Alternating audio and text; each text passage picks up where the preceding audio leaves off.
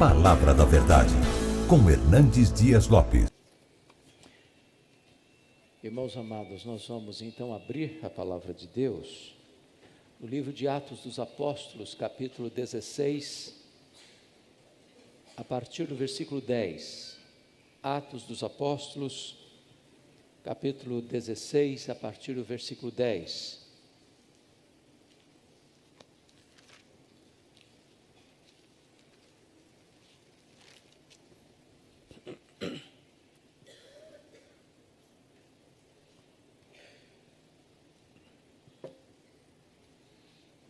Até o versículo 34.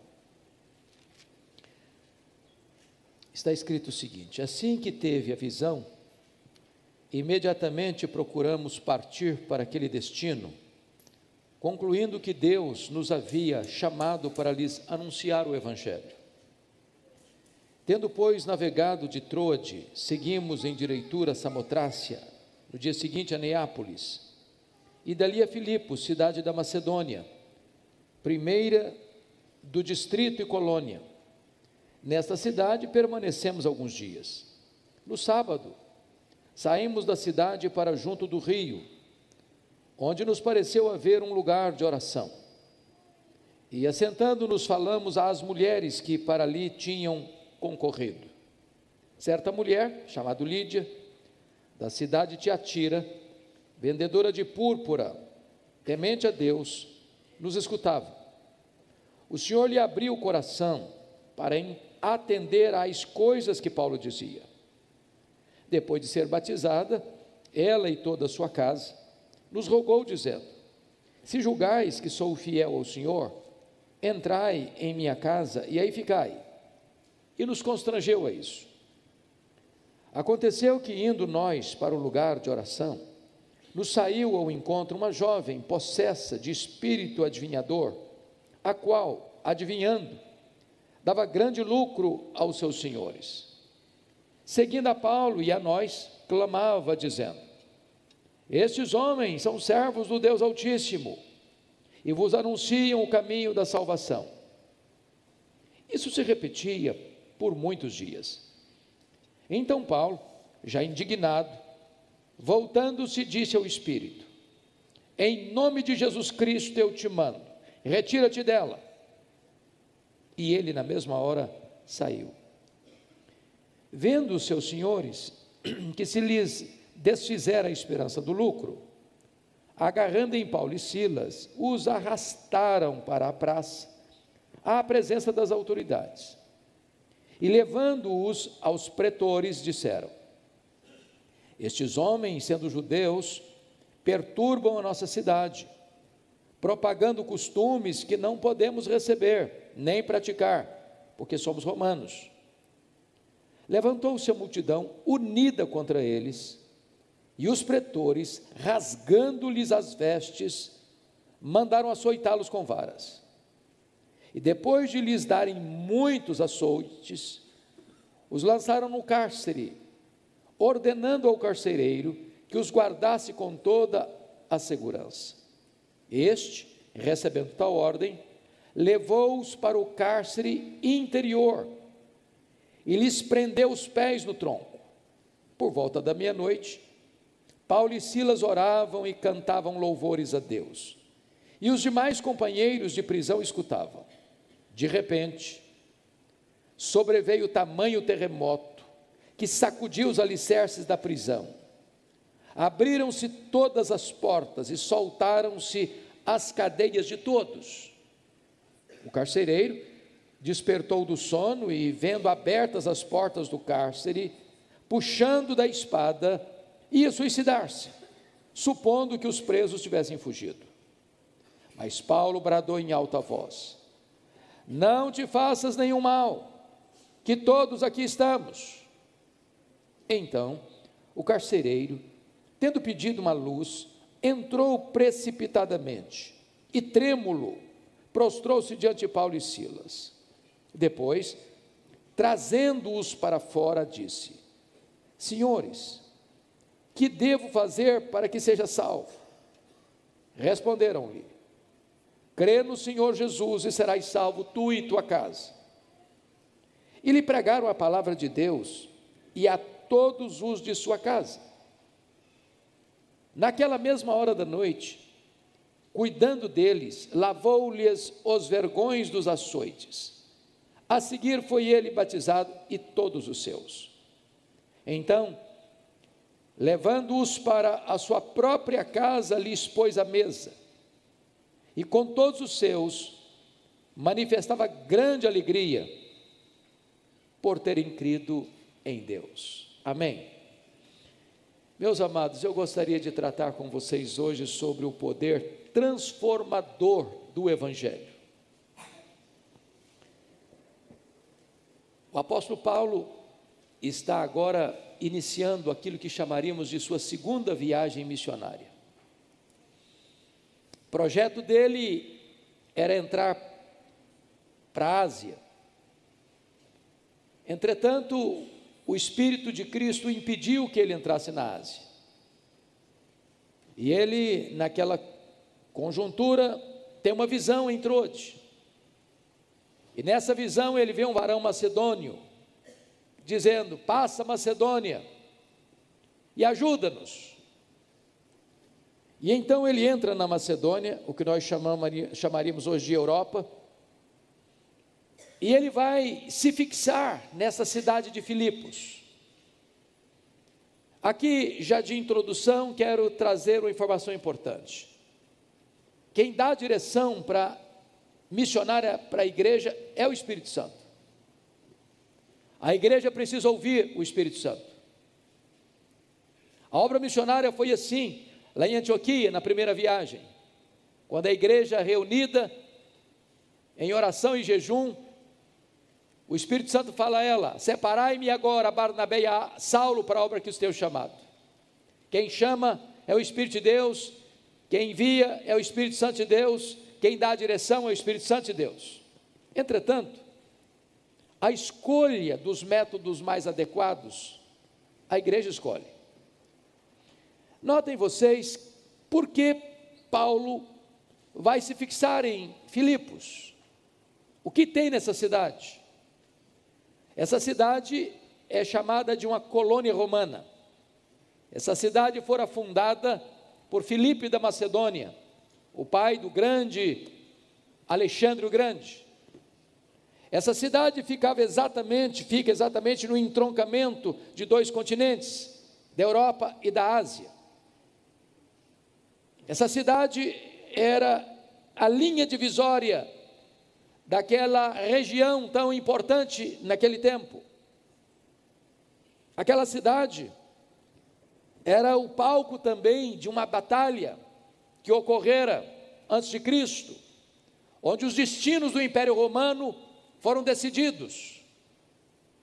Quando as forças de Brutus são vencidas, e então o imperador Augusto oferece a esta cidade, em virtude da vitória nessa região, o prestígio de ser uma colônia romana. E significa que naquela cidade existia uma espécie de pequena Roma. Os costumes de Roma, as leis de Roma, os privilégios de Roma. Alcançar Filipos, de certa forma, era alcançar uma região onde o Evangelho dali poderia se disseminar, se espalhar para outros cantos do mundo. E parece-me que essa foi a estratégia de Paulo, ficando em cidades estratégicas. Isso deveria ensinar a igreja hoje. Ao pensar em plantar uma igreja, em começar um novo trabalho, sempre pedir direção a Deus e procurar escolher os melhores métodos. Porque se plantarmos igrejas estratégicas, essas igrejas estratégicas vão se tornar cabeça de ponte para o plantio de igrejas nas micro-regiões ao redor. Isso economiza tempo, isso economiza recursos, isso dá à igreja mais visibilidade e possibilidade de crescimento. É por isso que Paulo vai escolher cidades estratégicas para onde vai plantar igrejas. Por exemplo, Filipos, Tessalônica, que é uma capital de uma província da Macedônia, Corinto, que era a capital de uma província, a província da Caia, Éfeso, que era a capital da província da Ásia Menor. Se nós olharmos as igrejas estratégicas do Novo Testamento, é isso que Paulo vai fazer. Você tem uma igreja estratégica em Jerusalém, você tem uma igreja estratégica em Antioquia da Síria, você tem uma igreja estratégica em Éfeso, e dessas igrejas, a obra de Deus vai se espalhando pelas regiões. Então, esse é o primeiro ponto que eu quero destacar aqui no nosso texto. A segunda coisa que me chama a atenção, meus amados, no propósito de plantar uma igreja, agora já é olhar o poder do Evangelho aqui nessa cidade, na cidade de Filipos. E nós vamos ver aqui que há o registro de 2 conversões e uma libertação. Eu não posso afirmar categoricamente que a moça endemoniada foi convertida, a Bíblia não me dá essa certeza. Porém, você tem a conversão de uma mulher, chamada Lídia, você tem a conversão do carcereiro de Filipos. Nas duas pontas, não só a pessoa é convertida, Lídia e toda a sua casa, como o carcereiro e toda a sua casa. E no meio desses 2 relatos, você tem a libertação de uma moça endemoniada. Então eu começo aqui a olhar o poder do Evangelho. E o primeiro ponto que eu quero destacar é que nós aprendemos que o Evangelho chega às pessoas pela graça soberana de Deus. Notem vocês comigo, por gentileza, com respeito a Lídia, versos 13 e 14, que está escrito aí, que num sábado saímos da cidade para junto do rio, onde nos pareceu haver um lugar de oração. Assentando-nos, falamos às mulheres que para ali tinham concorrido. Certa mulher chamada Lídia, da cidade de Tiatira, vendedora de púrpura, temente a Deus, os escutava. O Senhor lhe abriu o coração para atender às coisas que Paulo dizia. Destaco esse aspecto. O Senhor abriu-lhe o coração. A salvação é uma obra de Deus. É a soberania da graça. Não foi Lídia que abriu o seu próprio coração. Não foi Lídia que deu uma chance para Jesus. Não foi Lídia que cooperou com Jesus. Foi o Senhor que abriu o coração dela. Meus irmãos, essa é uma verdade magna do cristianismo. A salvação é uma obra soberana de Deus. Quem toma a iniciativa é Deus. Quem faz é Deus. É Deus quem dá o arrependimento para a vida, é Deus quem dá a fé salvadora, é Deus quem regenera, é Deus quem justifica, é Deus quem chama, é Deus quem aplica a obra da graça, para que a glória seja toda dele. Mas quando você vai olhar a jovem possessa, possuída por um espírito de pitonisa, de adivinhação, escrava tanto do diabo quanto escrava dos homens que a exploravam para terem lucros, a iniciativa de libertação dela não partiu dela. Não é essa moça que diz: eu estou oprimida, eu preciso de libertação, eu preciso de uma ação de Deus na minha vida, porque eu sou escrava do diabo. Não, não foi. Foi uma intervenção de Deus por intermédio do apóstolo Paulo. Então a iniciativa não é do pecador, a iniciativa é de Deus, a obra é de Deus. Quem abre o coração para crer é Deus, quem liberta o cativo é Deus. Mas se você olhar, a mesma coisa acontece na história do carcereiro, porque aqui há 3 milagres que acontecem na conversão desse oficial romano. Primeiro, o que nós chamamos de um milagre físico, um terremoto. E o texto retrata que o terremoto é tão grande, o terremoto é tão intenso, que, vejam vocês, versículo 26, sobreveio tamanho terremoto, que sacudiu os alicerces da prisão, abriram-se todas as portas, soltaram-se as cadeias de todos, ou seja, o terremoto é tão grande, mas ele não afeta a gente, ele afeta as estruturas de opressão. Se um terremoto dessa proporção atingir, as estruturas começam a ruir, e pessoas começam a ser subjugadas ou soterradas por aquele abalo sísmico. Mas esse terremoto vem para quê? Para abrir as portas, para quebrar as cadeias, para soltar as ligaduras e tornar as pessoas livres. Segundo milagre, um milagre moral. Pensem comigo, irmãos. Uma pessoa que fica presa, 1, 2, 5, 10, 20 anos, ela é condenada, está lá cumprindo sua pena. O que essa pessoa mais anseia? O que ela mais deseja? O que ela mais aspira? É sair da prisão. O que vocês acham que se uma prisão em qualquer lugar do Brasil ou do mundo for aberta, as pessoas que estão lá dentro vão fazer? Elas vão sair, é o natural, é o humano. Quando Paulo diz para o carcereiro que estava para suicidar, não te faças nenhum mal, porque todos nós estamos aqui, isso é um milagre moral. Isso é um milagre moral. Mas há um terceiro milagre, que é o milagre espiritual. O Senhor mudou a história desse carcereiro. Esse homem que estava à beira do suicídio, escuta o Evangelho, ele é convertido, sua família escuta o Evangelho, toda a sua família é convertida, e a graça de Deus alcança toda a sua casa, toda a sua família. Então o primeiro ponto que eu quero destacar é que o Evangelho chega até as pessoas pela graça soberana de Deus. Não é o homem que toma iniciativa, nem o homem que coopera com Deus, é uma ação soberana de Deus.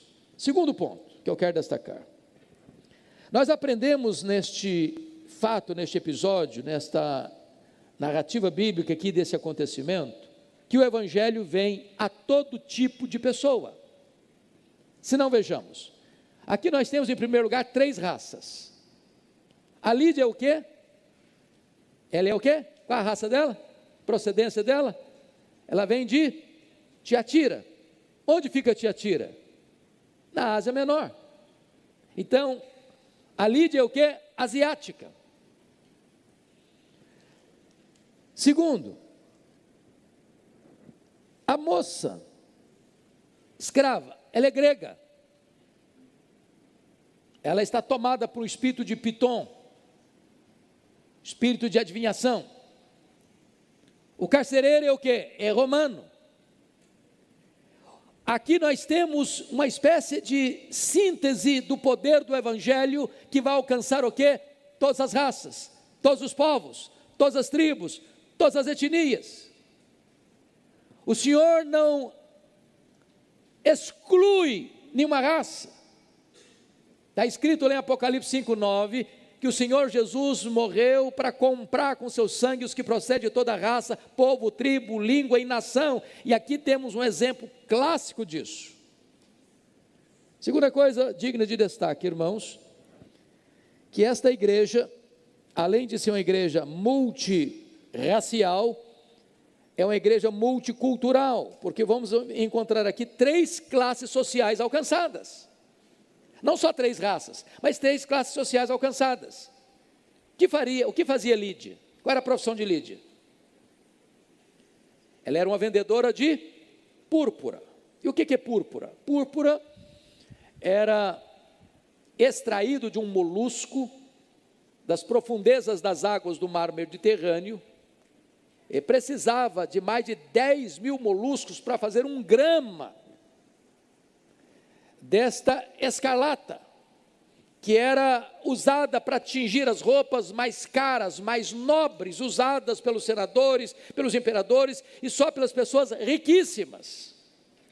Por que Lídia sai de Tiatira? Quando você vai estudar as 7 cartas do Apocalipse, as 7 igrejas do Apocalipse, você vai perceber que Tiatira era a cidade mais insignificante, ou a menor, ou a mais relevante do ponto de vista econômico, histórico. Essa mulher sendo asiática, e ela sendo uma empresária da classe média alta, ela pensou o seguinte: eu preciso buscar um lugar para trabalhar que tenha relevância. Por que ela escolheu Filipos? Porque Filipos era o entroncamento de 2 continentes. Filipos era o local que dividia a Europa da Ásia. Filipos era um local onde caravanas chegavam e saíam todos os dias, e as pessoas mais ricas transportavam seus produtos da Europa para a Ásia, da Ásia para a Europa todo dia. E ela é estratégica do ponto de vista de empresária, porque ela procura a melhor praça do mundo para exercer a sua função. Diríamos nós, classe média alta. E a escrava? Pô, a palavra já está querendo dizer isso, ela era escrava. E escravo naquela época não era nem gente, era uma ferramenta viva. Ela era explorada não só pelos demônios, ela era explorada pelos seus senhores, que a usavam para ter lucros. Mas e o carcereiro? Diríamos nós, o carcereiro é funcionário público. É classe média, média baixa. E aqui você encontra uma coisa maravilhosa. Qual é a coisa maravilhosa? É que o Evangelho alcança o rico, o Evangelho alcança o pobre, o Evangelho alcança a classe média, o Evangelho é para todos. Nós não concordamos com aqueles que dizem, não, eu vou fazer opção pelos pobres. Nós não concordamos com aqueles que dizem, eu vou fazer opção pelos ricos. Não. Aliás, me permita uma nota de rodapé aqui. Eu tenho lido e gosto muito desse assunto crescimento de igreja. E eu tenho lido alguns teóricos de crescimento de igreja. E me preocupa um fato curiosíssimo. E às vezes hoje um cidadão vai para o seminário e termina o seminário e antes de ele pastorear uma igreja, ele já engata num mestrado. E aí faz um mestrado. E aí se empolga com o mestrado e já engata num doutorado. Já que dá para aproveitar o tempo, já engata também num pós-doc, para ficar uma autoridade sobre o assunto. E aí começa a ser um especialista no assunto, por exemplo, crescimento de igreja, plantação de igreja. Ele nunca plantou um ponto de pregação, mas é doutor em plantação de igreja. E quando eu estou lendo esse grupo, esses especialistas, eles referem-se assim, ó, você quer plantar uma igreja relevante? Dizem alguns. Faz o seguinte, você vai plantar uma igreja homogênea. O que eles querem dizer por isso? Bom, eu quero uma igreja, por exemplo, que tenha uma capacidade financeira robusta, porque quero ter dinheiro para investir em grandes projetos. Então, o que eu vou fazer? Eu vou plantar uma igreja do lado de um condomínio de alto padrão, ou no bairro mais abastado da cidade. Outros, não, eu vou fazer o seguinte, eu quero plantar uma igreja para alcançar a elite intelectual da cidade. Eu quero gente formadora de opinião, gente que tem a capacidade de influenciar a cidade onde está intelectualmente. Então, eu vou plantar uma igreja do lado de um grande centro universitário. O outro diz, não, eu vou fazer o contrário, eu vou plantar uma igreja para alcançar os pobres. Vou fazer opção pelos pobres, vou plantar uma igreja no bairro mais carente, mais necessitado, socialmente da cidade, e eu quero fazer opção por eles. Quando eu olho para a Bíblia, eu não vejo nada disso. Nada disso. Aliás, meus irmãos, a igreja de Deus é o único lugar do mundo onde o homem mais rico da cidade se assenta do lado do homem mais pobre da cidade, eles são rigorosamente iguais. A igreja de Deus é o único lugar do mundo onde um diácono da igreja, sendo o maior empresário da cidade, carrega a cadeira nas costas para um pedreiro sentar e sentar com honra. Na igreja de Deus não é como o mundo, Deus não olha a cor da pele, Deus não olha os diplomas da parede, Deus não olha a conta bancária, Deus não tem opção por este em detrimento daquele, Deus ama a todos e o evangelho é para todos. E a cidade de Filipos retrata essa verdade das Escrituras. 3 classes sociais alcançadas. Mas em terceiro lugar aqui, dentro o evangelho vem a todo tipo de pessoas. Você vai encontrar aqui não apenas 3 classes sociais, mas você vai encontrar aqui 3 culturas religiosas diferentes. Quem é Lídia? O texto diz que ela é uma prosélita. E o que significa que ela é uma prosélita? Lídia é uma gentia, convertida ao judaísmo, não tem aqui em Filipos uma sinagoga, porque precisava-se de 10 homens para começar uma sinagoga. E se vocês perceberem, é uma reunião de oração de mulheres, não tem homens. Então não chega a ser uma sinagoga. E esta mulher já é uma mulher temente a Deus. Ela já frequenta a reunião de oração. Aliás, a casa dela é a casa que recebe mulheres para buscar a Deus em oração. Se você perceber a conversão de Lídia, é uma conversão serena. É um culto de oração. E é num culto de oração, onde a palavra de Deus é pregada pelo apóstolo Paulo, que o Espírito Santo abre o coração dela. Agora, veja comigo. E a escrava? A escrava, Paulo está indo para a reunião de oração todo dia. Paulo era um homem que ia para a reunião de oração todo dia. E aí, essa moça atrás dele.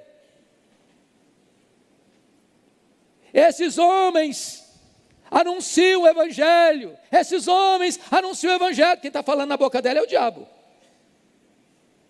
O diabo é muito perigoso. Porque tem hora que ele parece que é parceiro da obra. Está promovendo a obra. E palavra de Deus na boca do diabo não é palavra de Deus, é palavra do diabo. O diabo sempre que cita a palavra de Deus, ele cita para confundir as pessoas. Porque a ideia era essa, passar a ideia para a cidade que Paulo e Silas estavam de mãos dadas com o ocultismo que ela pregava, que ela defendia. É como se eles trabalhassem na mesma causa. E notem isso, irmãos, a igreja não aceita elogios do diabo. A igreja não aceita parceria com o diabo.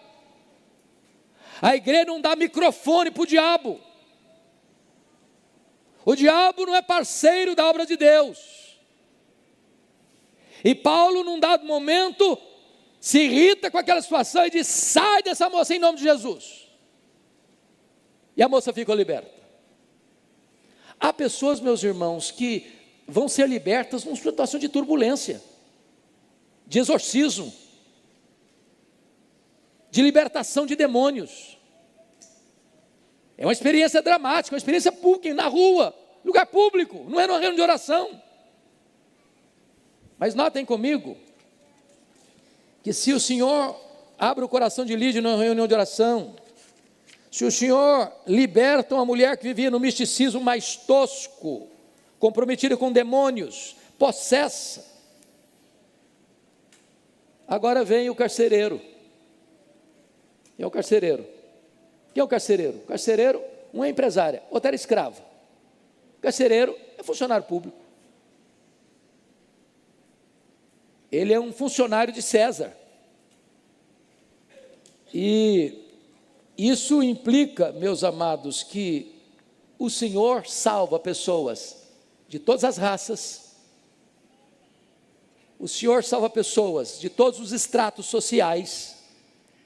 E o Senhor salva pessoas das mais diversas culturas e religiosidades. Porque como um cidadão funcionário de Roma, muito provavelmente esse carcereiro achava que César era o Senhor, que adorava César, cultuava César. Pois bem, agora eu gostaria que vocês olhassem um terceiro ponto comigo nessa mensagem do poder do Evangelho. E o terceiro ponto é esse: nós aprendemos que o Evangelho vem a nós com diferentes experiências transformadoras. Vejam comigo que se nós fôssemos ouvir hoje aqui desse auditório, como é que foi a sua conversão? Como é que foi a sua conversão? Como é que foi a sua conversão? Como é que foi a sua conversão? Nós escutaríamos as histórias mais diferentes. Tem gente aqui no auditório que não sabe precisar o dia que ele foi convertido, não sabe. Desde que ele nasceu, cresceu na igreja, sempre creu nas mesmas verdades. Isso aconteceu de uma maneira lá secreta no coração. Ele é uma nova criatura, mas ele não sabe precisar o dia exatamente como foi. Tem outra pessoa que foi convertida numa reunião de oração, num culto, de louvores a Deus, de as pessoas reunidas para orar. Tem outras pessoas que foram convertidas numa situação muito turbulenta, de uma situação de opressão do demônio, de possessão demoníaca, e ela foi liberta em praça pública, que foi um negócio revolucionário, retumbante na vida dela. Tem outros que são convertidos, irmãos, como carcereiro. Tem que acontecer um terremoto, tem que acontecer à beira de um suicídio, tem que acontecer uma grande situação adversa, um acidente, uma enfermidade grave, tem que acontecer um negócio para abalar as estruturas, para os olhos serem abertos. Lição aprendida: nunca queira dogmatizar a sua experiência. Não, se não tiver a experiência que eu tive, eu acho que não é uma conversão verdadeira.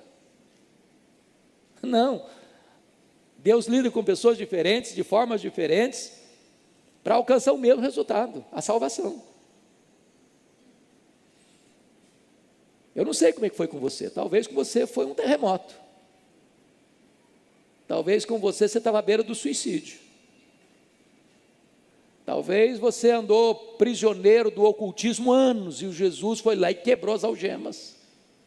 Talvez você já era uma pessoa temente a Deus, frequentava a reunião de oração, mas não era salvo ainda. Aí Jesus foi lá e abriu seu coração. Por que é importante ressaltar isso? Mark Lloyd Jones cria uma parábola muito interessante. E ele conta que, nessa parábola, 2 cegos curados por Jesus, contando um para o outro como foi a sua experiência de cura. Aí um disse assim: como é que você foi curado? Eu falei: rapaz, eu fui curado da seguinte maneira: eu era cego, aí Jesus cuspiu no chão, fez um lodo de terra, passou nos meus olhos, e eu passei a enxergar. Eu falei: não, isso não foi Jesus não, comigo não foi assim não. Não, esse negócio de passar terra no olho, isso não tem a ver com Jesus não. Comigo o negócio que foi direto. Eu era cego, eu disse: enxerga, vê. E eu passei a ver. Não tem nada de usar terra não. Isso aí não deve ser uma experiência verdadeira. E aí Mark Lloyd Jones conta que a briga entre os 2 cegos curados foi tamanha que criaram-se 2 denominações: a cura com cuspe e a cura sem cuspe. Na verdade, irmãos, o Senhor nos alcançou. Somos diferentes, talvez de nacionalidades diferentes, de extrato social diferente, de cultura diferente, mas foi a graça de Deus que nos alcançou. Agora notem comigo, irmãos amados, a libertação dessa moça, porque algumas pessoas hoje correm o risco de ir para 2 extremos. O primeiro extremo é de atribuir tudo ao demônio, né? Essa falsa teologia rondou a igreja brasileira. As pessoas tinham uma dor de cabeça, é um demônio, que uma aspirina resolve. As pessoas iam andar de carro, pneu furava, é o demônio. As pessoas davam um trupicão na estrada, arrancava a unha do dedão do pé, é o demônio. E aí a pessoa começou a ver demônio em tudo. Eu me lembro na época que Ulisses e outros irmãos aqui da igreja, estudando uma situação onde, quando chegou a questão da nova era, que dependendo da cor da cortina da casa, tinha que expulsar o demônio da cortina, porque tinha demônio na cortina, tinha demônio nas cores, tinha demônio nas formas, e virou uma paranoia. Mas tem um outro extremo, não acredita que demônio existe, aí não tem mais demônio, acabou, não tem guerra espiritual, não tem luta espiritual, racionalizam tudo. Então nós precisamos ter equilíbrio. Tem gente que se converte numa reunião de oração, tem gente que precisa de um terremoto, tem gente que precisa da beira do suicídio, tem gente, irmãos, que ou elas são libertas, ou elas permanecem escravas do diabo. E eu não estou dizendo que a libertação, que o exorcismo seja conversão, não. A Bíblia diz, deixa claro isso. Há pessoas que, embora endemoniadas, são libertas de demônios e não estão salvas, porque uma coisa é ser liberta de demônio, outra coisa muito diferente é nascer de novo, é ser nova criatura. É por isso que eu não ouso afirmar como alguns autores afirmam, que essa moça foi salva. Eu não sei, a Bíblia não diz, mas que ela foi liberta, foi. Que ela foi liberta dos demônios, ela foi.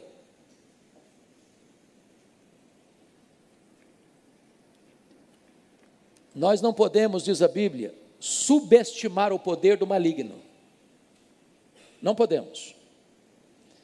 Você encontra pelo menos 3 exemplos no Novo Testamento, na Bíblia, sobre isso, tem tantos outros, mas quando eu leio sobre Davi, a história eu estou estudando agora, escrevendo o comentário de 2 Samuel, e Davi vai numa escalada de crescimento até o capítulo 10 de 2 Samuel, e ele conquista os povos ao redor, ele tem vitórias militares expressivas, ele vai recolhendo tributos das nações e vai se fortalecendo, não só como rei de Israel, mas como rei de um império. Aí começa a escalada, a queda dele, no capítulo 11. Vai lá, terminando o livro, no final da vida dele, ele resolve fazer um censo, e a ira de Deus se acende contra ele, e diz que foi o diabo que o induziu ao incenso, para confiar na força militar. Agora eu confio no meu dinheiro, agora eu confio no meu poder de comando, agora eu confio na minha estratégia militar, agora eu confio em mim mesmo. Arrogância, soberba. Você encontra, por exemplo, a história de Judas. O diabo entrou nele. E Jesus chamou-o de diabo.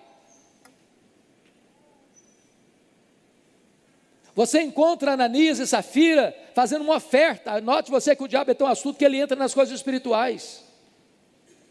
Eles venderam a propriedade, inspirados no exemplo de Barnabé, que venderam a propriedade e entregaram o valor aos pés dos apóstolos, para a distribuição das necessidades da igreja, e eles olharam e falaram: rapaz, que legal, esse camarada deu uma oferta, e ele está ficando assim, importando na igreja, vamos fazer uma também? Para ganhar os mesmos prestígios? E venderam a propriedade, entregaram parte do valor, retendo a outra parte, passando a ideia que estava entregando tudo. E Pedro os confrontou e disse: por que o Satanás, o diabo, entrou no coração de vocês, enganou vocês para mentir ao Espírito Santo? Então, irmãos, não subestimemos as artimanhas do maligno, porque ele pode operar em gente de Deus, como Davi. E ele pode operar em gente que parece crente, como Judas e Ananias e Safira.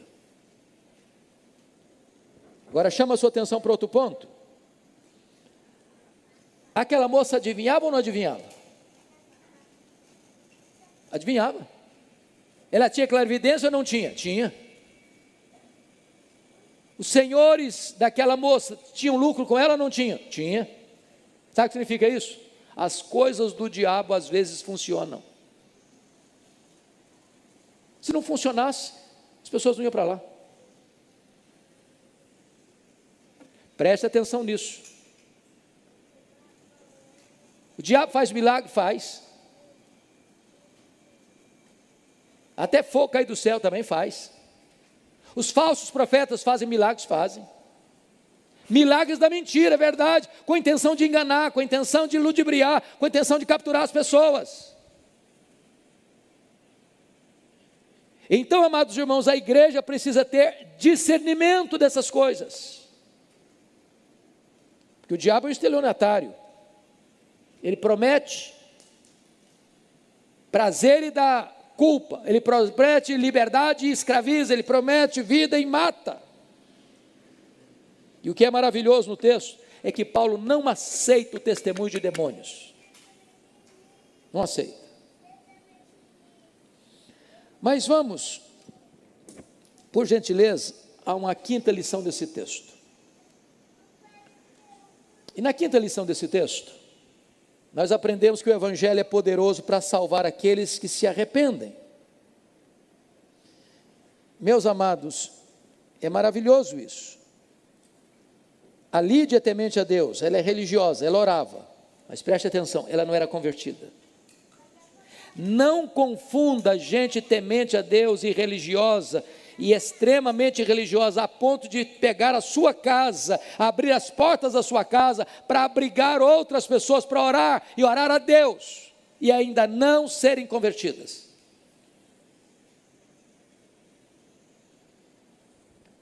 Deus abriu o coração de Lídia. A conversão de Lídia acontece num lugar favorável, uma reunião de oração. Mas como é que foi a conversão do carcereiro? Turbulenta. Depois de um terremoto, depois de um abalo sísmico. Aquelas pessoas que parece que não conseguem ouvir a voz de Deus suave, que não frequentam a reunião de oração, que nunca procuram a palavra de Deus. Para elas é preciso que Deus produza um terremoto, um acidente, uma enfermidade, algo radical. O mesmo Deus que abriu o coração de Lídia, toca o coração do carcereiro, para ele perguntar: o que eu devo fazer para ser salvo? E a resposta a este homem que reconhece que está perdido, porque essa pergunta é de alguém que sabe que está perdido, a resposta é: crê no Senhor Jesus e será salvo. Sabe o que significa isso? É preciso, para ser salvo, obedecer. Me permita dizer isso de novo. Uma teologia equivocada que também circulou na igreja brasileira, talvez liderada por Bill Bright, e vocês se lembram, aqueles mais experimentados na fé, de que devia ter um gráficozinho, onde você, na conversão, passava por duas fases. Primeira fase, você recebe a Jesus como seu Salvador. Aí pensa um círculo, dentro do círculo uma cadeirinha, e sentado na cadeirinha o eu. Eu recebi Jesus como meu Salvador, mas sou carnal. Só numa segunda fase, de discipulado, de amadurecimento, eu recebia Jesus como meu Senhor. E aí o eu saía da cadeirinha e Jesus entrava na cadeirinha do trono da sua vida. Isso é um ensino falso, isso não é bíblico. Preste atenção no que eu vou lhe dizer. O Novo Testamento apresenta Jesus como Salvador 22 vezes. O Novo Testamento apresenta Jesus como Senhor 650 vezes. Jesus não é Salvador de quem Ele não é Senhor. A ordem é crer no Senhor Jesus. Porque tem gente que diz: não, eu estou salvo, e leva a vida na banguela. Estou salvo, você não tem evidência de mudança. Estou salvo, mas não obedece à palavra de Deus. Onde não tem transformação, não tem salvação.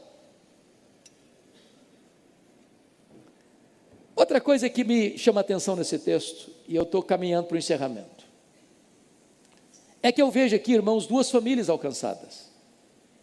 Isso é um projeto maravilhoso de Deus, porque Lídia, ao ser convertida, toda a família dela é recebida, ela lidera a família dela. Aliás, ela diz para Paulo e para os seus companheiros Silas, porque se você perceber, Timóteo e Lucas também estão nessa cidade: fique na minha casa. É uma casa hospedeira de ministros do Evangelho. E mais, a primeira igreja da Europa funciona na casa de Lídia. Toda a casa dela foi abençoada. Quando você vê o carcereiro, ele entra trêmulo para dentro da prisão, e depois ele volta e pergunta: o que eu devo fazer para que seja salvo? Paulo e Silas respondem: crê no Senhor Jesus e será salvo tu e tua casa. Tem muita gente que confunde isso.